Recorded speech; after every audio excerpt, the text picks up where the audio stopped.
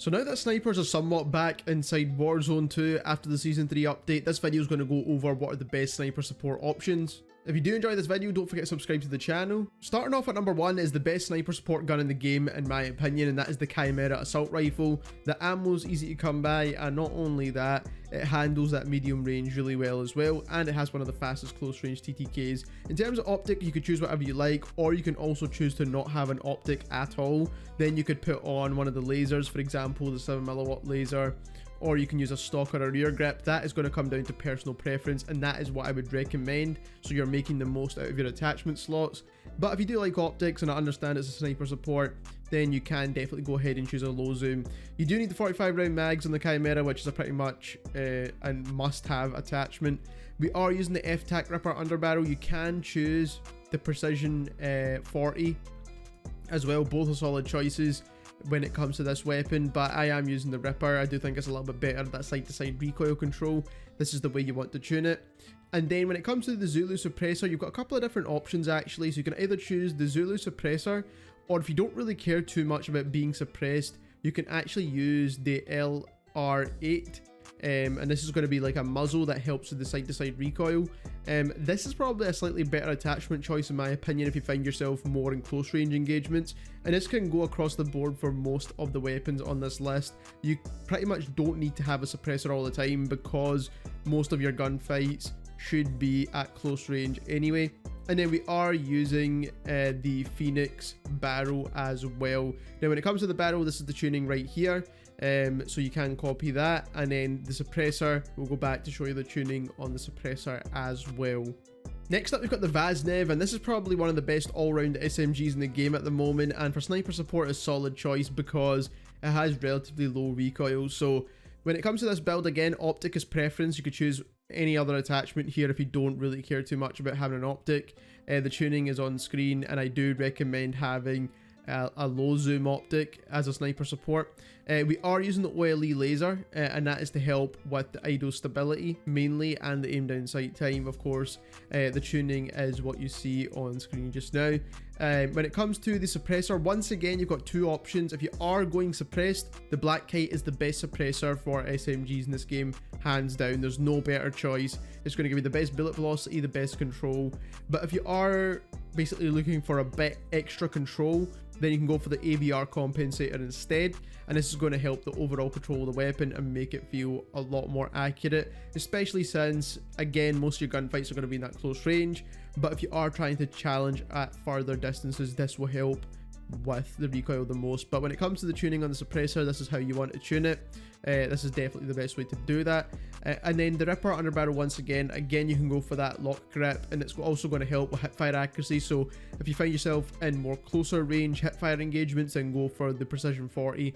But if you find yourself more in that medium range, then the Ripper will be the better choice. And then the tuning is what you see on screen. 45 round mags are a must. Next up, we've got the KASTOV-762, very under the radar gun at the moment. Still a solid sniper support choice, just because the movement is slightly better than some of the other ARs. Now, with the iron sights on this gun, they are very clean, so you don't really need an optic, but obviously we do have one on there. You can use a spare attachment slot if you need it, because like I said, the irons are very clean on this gun. OLE laser is a must because the ADS on this gun is a bit slow compared to some of the other weapons we just discussed, and you will want to tune this more towards aim down sight speed. Very important that we do that on this weapon. Now, you can go for a barrel and remove that optic, and the barrel that I would recommend, to be fair, would be the short TAQ.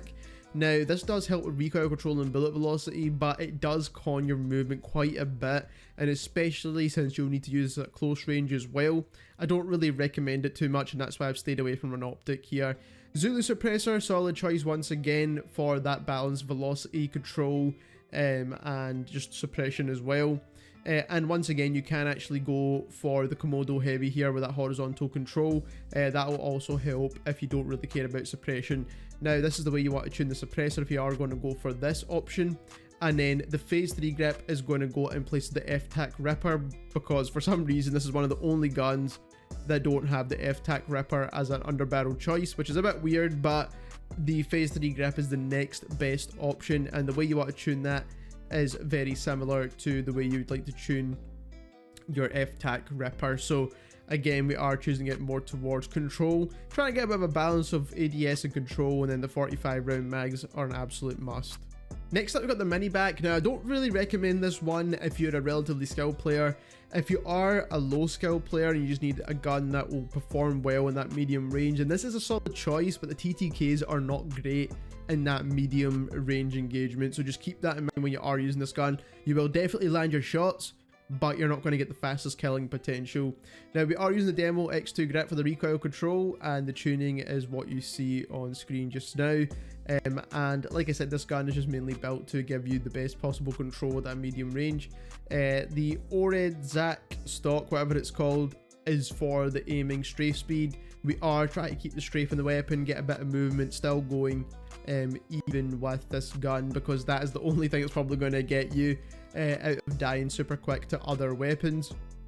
An optic you could choose as preference here, of course. Again, this is the way you want to tune it. And then the laser, once again, for the aim down sight and sprint to fire speeds.